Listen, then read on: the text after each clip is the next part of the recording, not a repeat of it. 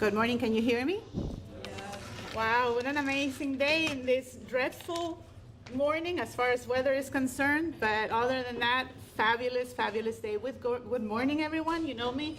I am Ms. Ledo, and I'm here on behalf of Dr. Blanco, our principal, and Ms. Navarro, our assistant principal. It is with great pleasure that I welcome you all to today's presentation. I would like to extend a heartfelt gratitude to the Cátedra Vargas Llosa for once again promoting this amazing essay contest for our students. Your continued support has created opportunities that go far beyond the classroom. For those of you that are still too young to know about Mario Vargas Llosa, he's one of the most important writers of our time. He's known for telling powerful stories that connect the people's histories with the country's history and everyday life, helping readers understand the struggles and the society, the dreams, in a deeper way. In 2010, he won the Nobel Prize of Literature. That's one of the greatest honors in the world of writing, if not the greatest. His work continues to inspire everyone to think about freedom, justice, and the power of storytelling. Unfortunately, Mr. Vargas Llosa left us early this year, but he leaves behind an amazing legacy. Part of this legacy is this Cátedra Vargas Llosa, which has the objective of promoting literature and motivating young minds, such as yourselves, to read and to write. Last year's contest was an incredible success. Through the essays, our teachers gained a deeply personal insight into the students' personal stories. Many of the reflections were moving and emotional. A lot of our teachers, I'm not gonna lie, they cried when they read our students' stories. They were very emotional. We're also thrilled to celebrate those voices today. Ana Rodriguez, who won the contest last year, she will serve as this year's ambassador. Last year's ambassador and the trailblazer for this project was David Padilla. You know him dearly, he just graduated. So thank you, David and his family, for initiating this endeavor in our school. So her story, Anna's story, inspires us all, and we know she will be an outstanding role model for her parents as we begin this new cycle of the competition. This year, the contest is especially meaningful because it's dedicated to the legacy of Mario Vargas Llosa, one of the most important writers of our time. Once again, thank you to the Cátedra Vargas Llosa, to Meta Miami, to the Miami Biennale, eLibro, and Argos Capital Group, and the Miami History Museum for supporting and sponsoring this amazing contest, for making this possible, and thank you to our teachers and students for embracing this opportunity wholeheartedly. We look forward to another year of inspiring stories, meaningful connections, and shared successes. Here in Miami, we all have our migration stories. If it's not our own, it's our family. So this is a very motivational story to write, our own story, okay? So without any further ado, I leave you with Ms. Rangel.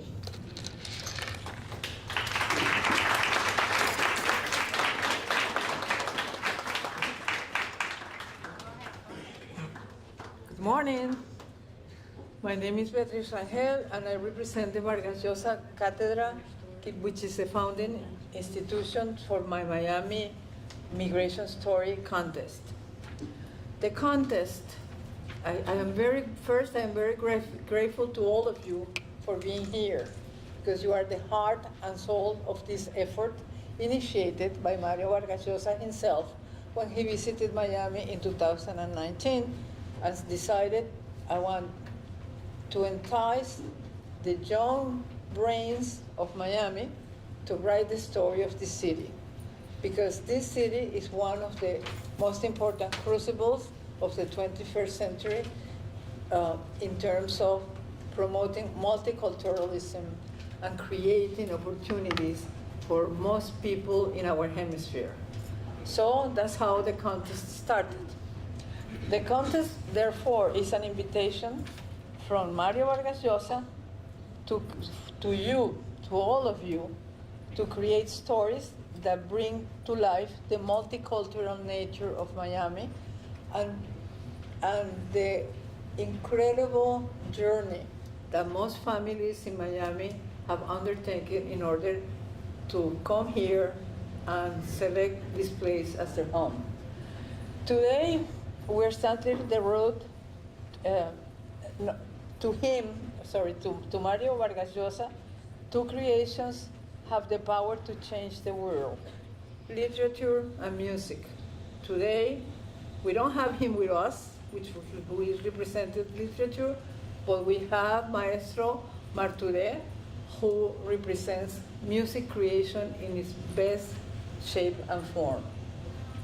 Today, we're starting the road to create literature and perhaps to bring to Miami, through one of you, the Nobel Literature Award. This contest came to fruition through the generous support of eLibro, the Miami Herald, Ole Interactive, Argus Capital, and Meta Miami.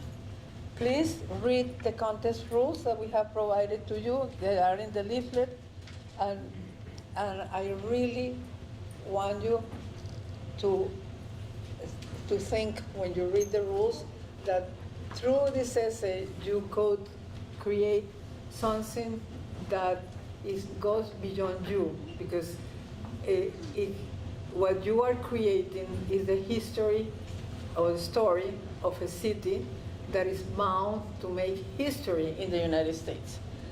I will now give the floor to Ana Rodriguez, who was the winner of the last year's contest for the essay. She wrote a magnificent essay called Mosaic of Memories, My Journey with Saudade. Ana will introduce Maestro Marturet. Thank you again. Welcome, Ana.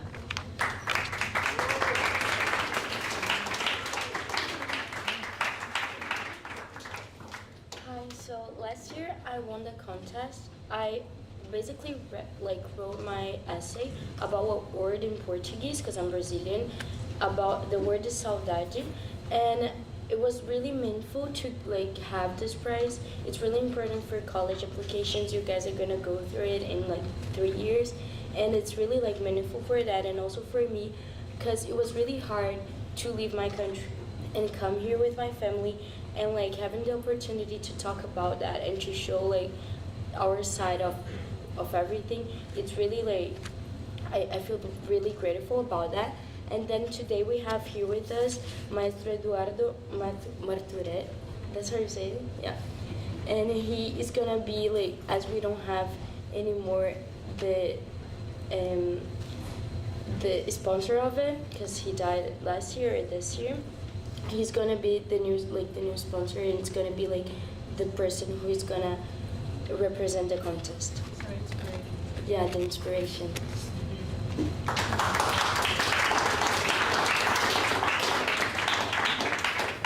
Good morning. Thank you. It's a great pleasure to be here, a great honor. And this is something rather unusual for me, because normally I don't speak about this part of my life. But I'm motivated because I can see the energy.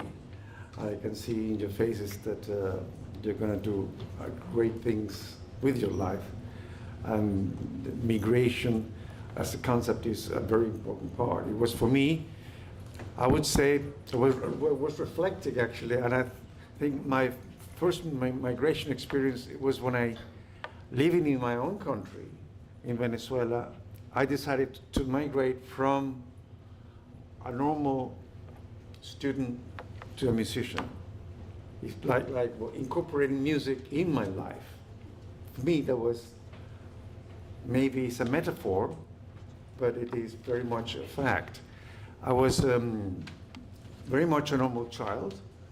I studied in Venezuela till I graduated from high school. But all through those years, till I became 18 years old, I played an instrument all the time, by ear. I never studied music because I didn't consider that to be something that could become a profession. The way I was trained and the concept, the culture in those days in my country was that, well, you have to make a living, and music is, being a musician, you don't make a living. is very difficult, and it was very difficult, and it is, in fact, still difficult. So when I graduated from high school, I graduated in science at 18 years old. I come from very much entrepreneur family, bankers, economists, lawyers, and I was, of course, expected to be one of those two. So I tell my father, Dad, look, I don't want to go into university yet because I don't know if I'm going to be studying economy or whatever, economic business. Give me a break for 1 year. 1 year? Yes, let me go to Cambridge in England so I can polish my English. And then I think I'll decide. Well, I went to Cambridge, to England, and I wasn't there even 1 month. When suddenly I go to a concert of Buffy St. Mary. She was a very famous pop singer like Michael Jackson now or something. And I had a shock. So I said, yes, that's what I want to be. I want to be a musician. Because there was no internet, there was no cell phones, so I communicated with my parents through normal posts. When the letter arrived, like a month later in Caracas, in Venezuela, that I wanted to become a musician was a total disaster for my family. But of course, it took time. I'm the 6th child of 8, 4 girls and 4 boys. That's why I managed to sneak out and become a musician. And the other thing my mother said, look, you have to be a businessman. You have to say, okay, you win. Do be a musician. But I tell you, I warn you, you will never eat more caviar. Of course, every time I came back from a tour, I have to bring a tin of caviar to prove that she was wrong. And it was really interesting because the timing in England, I didn't spend 1 year. I spent 10 years because after I graduated from the Bell School of Languages in learning English, polishing my English, I decided to stay and study there. What happened in England, the English had that marvelous virtue to make you feel at home. They supported my education, and I'm a conductor because they told me, you can be a conductor. Go ahead and do. I played the piano, I played the clarinet, Julian, I never told you. I even played, hi Julian, Santa Coloma's great friend, great musician. He played in Miami Symphony, I tell you now, for many years. And I played many instruments, but I eventually became what I do now. I even compose, I still compose, but I became a conductor. So I go back home to Venezuela 10 years after, and I start a career that takes me all over. And that all over implied, again, complications. Because when you travel so much, you're not anywhere. In fact, I was in the Teresa Carreño Theater where Beatriz Rangel was CEO. We worked together there. I was doing many things in my country, but again, I had to travel. I married in 1995, and after a little while of traveling, my wife tells me, listen, we live in a suitcase. We cannot go on living in a suitcase. We have to settle down somewhere.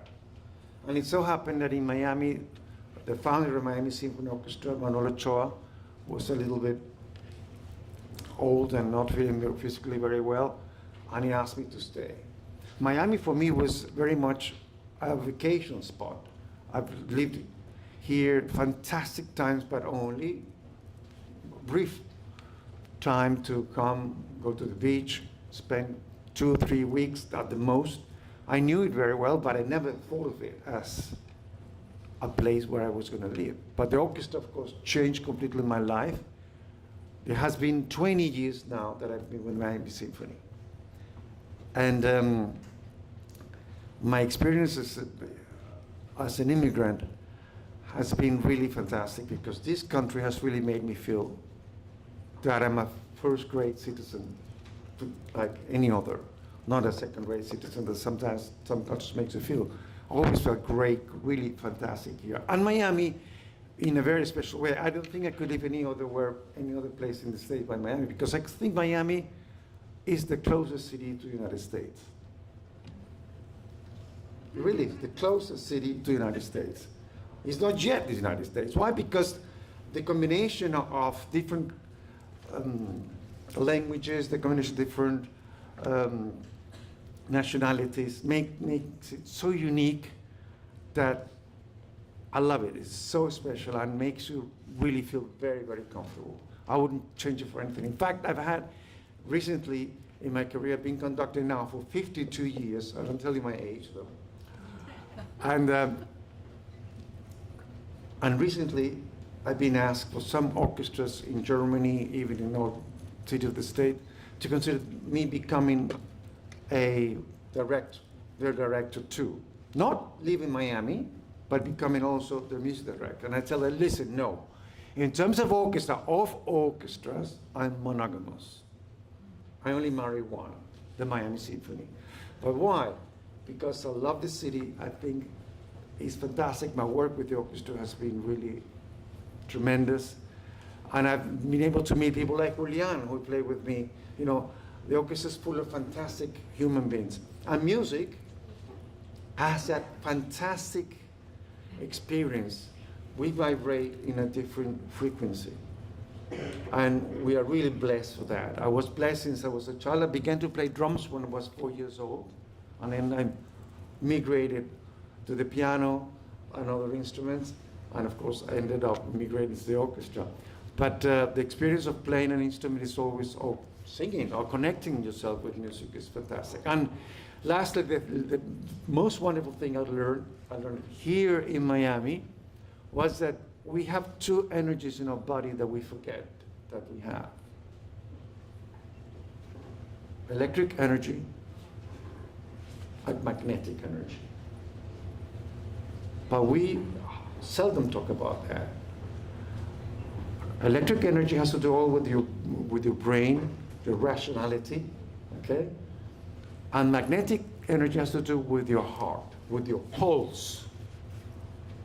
And what happens is that so often, because the way the world has been constructed, we are far too much connected with electric and very little with magnetic energy. You're in magnetic energy when you're sleeping. You're in magnetic energy when suddenly you get very emotional, very happy. You breathe, and you immediately vibrate differently. And there's nothing wrong with electric energy. It's just that we have to have them both equally balanced. It's like, you know, in a battery, positive and negative is the same thing. Like yin and yang, if you know something about Buddhistic philosophy, is something to do with balancing yourself. And I really encourage you to look for it, because it's, look, do that with me, please. Put your hands like this. Like this. And close. Now like this. Yes. And press a little bit. Press your fingers a little bit. Close your eyes. And you will immediately feel energy coming through your hands to your chest. When you feel that, you are connected to magnetic energy. Okay? And I tell you what, why? Do you feel something? Well, try later. I promise you, you will. But you know, you may think, well, what is this rubbish this guy is telling me? No, it's not rubbish. I tell you, there are many things that magnetic energy will take you into. What? Decision making. How often you're going to have something to eat and your decision is from your rational part. No, I better eat this because and you're not eating what your body actually tells you to eat. And that's what you should be eating. Of course, sometimes your body tells you to eat too much sugar. I know, and that's not very healthy. But again, if rationally you've been told you eat too much sugar, but you want to, so again, you decide. It's up to you. It's your decision. And like migration, after all, is a decision of where you want to be and how you want to be. Thank you.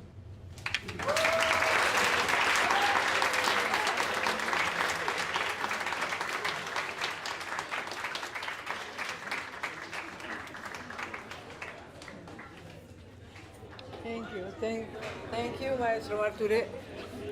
if anybody of you would like to pose questions to Maestro Marturet about what he said and what he didn't say.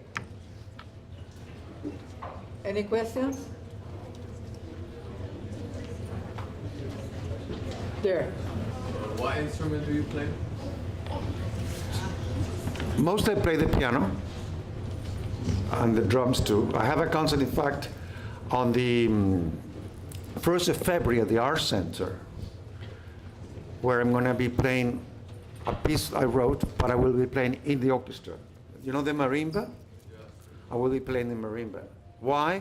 Because we're celebrating my 20th year as conductor of Miami Symphony, and at that moment I'm going to be part of the orchestra. If you come 1st of February at the Art Center, if you register through the school, okay, I'll give you a special ticket to come for free. Okay? Any other questions? Any other question? Yes, Julian. First question, you know, what did music give in life, and where did music take you, if something? Well, music gave me a reason to live. Really, the reason to understand life better. And to, you know what, Julian, this is so important because do you know what it means to be rich, to be wealthy? Is to be healthy. Really. But to be healthy, you have to be happy. If you're not happy, you're not healthy. So he gave me that. And my parents, and I tell you because you will become parents eventually, did something really fantastic with me. They made me feel like a normal child. My childhood was so happy because I was a normal kid.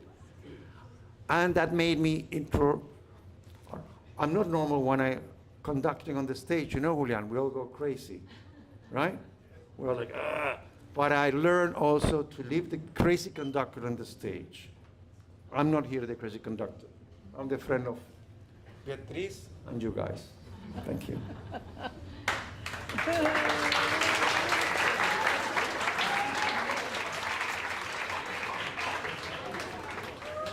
Any other question? Any other question? Okay. Thank you guys for being here. Thank you to ISPA for participating in this contest, to Ana Navarro, to Montserrat, and to all this wonderful team. We expect your essays, and let's write the best essay so that, again, ISPA wins the award of the best essay ever written by youngsters. Thank you.